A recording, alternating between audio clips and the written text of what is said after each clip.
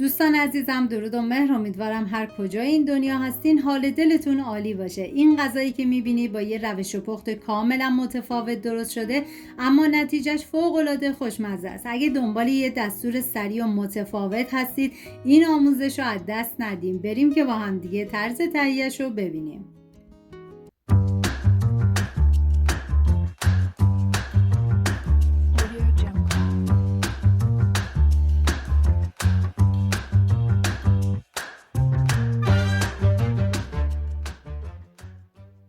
من از 2 عدد ران مرغ استفاده کردم. باید مقداری نمک و فلفل سیاه بهش بزنید و به مدت 20 دقیقه بذارید کنار.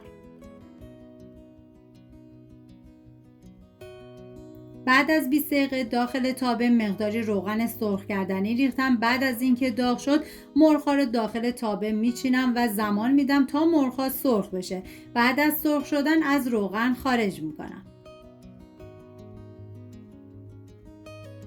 توی این فاصله تا مرغ سرخ میشه میریم سراغ پیاز که من از 2 عدد پیاز استفاده کردم و به صورت نگینی ریز میکنم. این غذا برای 3 نفر در نظر گرفته شده. شما به اساس تعداد نفرات باید مواد رو کم یا زیاد کنید. من اندازه ها رو هم در طول ویدیو میگم هم داخل دیسکریپشن نوشتم.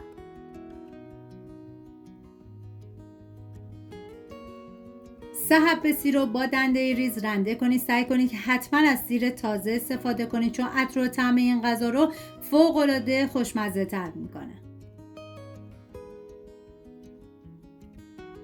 داخل تابه مقداری روغن کنجد ریختم که شما از هر نوع روغنی که دوست داشتید میتونین استفاده کنید.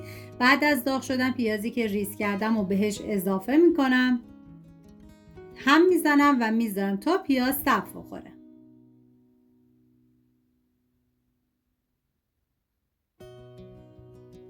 بعد از تفت خوردن سیر رنده شده رو میریزم. زمانی که سیر رو ریختید باید فقط یه هم بزنید و بذارید یه تفت خیلی مختصری بخوره.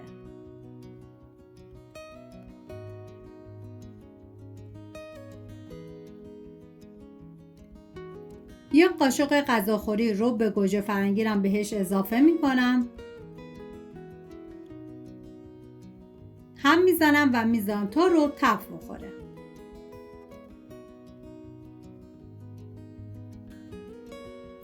ما نیاز به 80 گرم گوجه خوش داریم که تقریبا 1 لیوان سرخالی میشه. ربو بهش اضافه میکنم. هم میزنم تا با بقیه مواد مخلوط بشه. و برای این غذا باید یا از آب گوشت استفاده بکنید یا از استاک که من از استاک گوشت استفاده کردم 1 لیوان و میریزم داخل تابه. هم میزنم تا همه مواد با همدیگه مخلوط بشن. واقعا یه ترکیب عالی و فوق‌العاده خوشمزه. 3 قاشق غذاخوری خامه صبحانه رو رقیق کنید و به بقیه مواد اضافه کنید. زمانی که خامه رو اضافه کردید باید سریع هم بزنید تا با بقیه مواد مخلوط بشه و باید حتما حرارت کم باشه. و بعد از اینکه همه مواد با هم مخلوط شدن حالا مرغ‌های سرخ شده رو داخل تابه میچینم و زمان میدم تا کاملا بپزه و جا بیفته. اگر از روش‌های تکراری پخت مرغ خسته شدین بهتون پیشنهاد میکنم که حتما درست کنید چون یه گزینه عالی برای مهمونی‌ها و دور همی‌ها میتونه باشه. حالا مقداری از سس رو روی مرغ میریزم و بهش زمان میدم. واقعا من هرچه از عطر و طعم خوشمزگی این غذا بگم کمه. باید خودتون حتما دست به کار بشین و درست کنید و حتما در طی زمان پخت 1-2 بار مرغ‌ها رو زیر و رو کنید تا کاملا بپزه.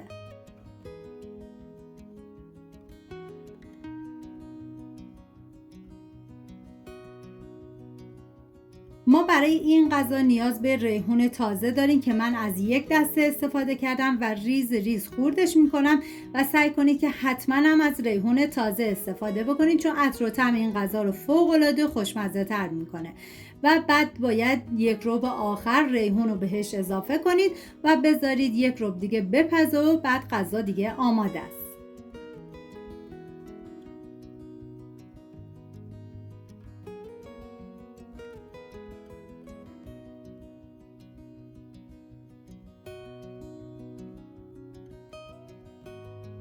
من بعد از اینکه ریحون رو اضافه کردم حالا از مقداری از سس رو روی مرغ میریزم و 1 ربع دیگه بهش زمان میدم.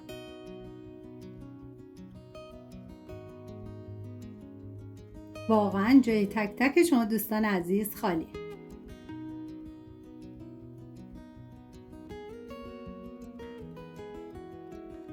امیدوارم از این دستور لذت برده باشید. اگه درستش کردی خوشحال میشم نتیجهش رو برام بنویسید و مثل همیشه سپاس از همراهی همیشگیتون. امیدوارم درست کنید و در کنار خانواده از خوردنش لذت ببرید. تا ویدیوی بعدی مراقب خودتون و خوبی هاتون باشید. تا درودی دیگر، بدرود.